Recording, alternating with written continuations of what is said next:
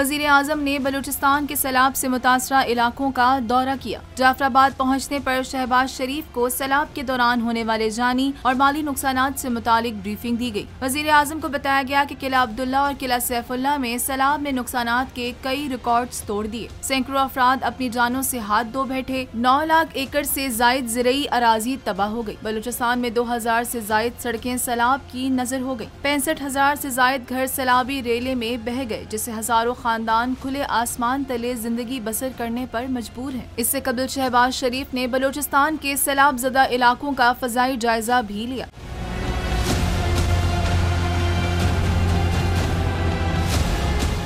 जाफराबाद में मीडिया से गुफ्तगू करते हुए वजीर आजम ने बलूचिस्तान के लिए 10 अरब रुपए की इमदाद का ऐलान किया। वजीर आजम शहबाज शरीफ का कहना था कि मौजूदा सूरत हाल 2010 के सैलाब से कई ज्यादा बदतरीन है। तमाम वसाइल बरोए कार लाकर मुतासरीन की इमदाद कर रहे हैं। उन्होंने मुश्किल वक्त में साथ देने पर दोस्त ममालिक का भी शुक्रिया अदा किया।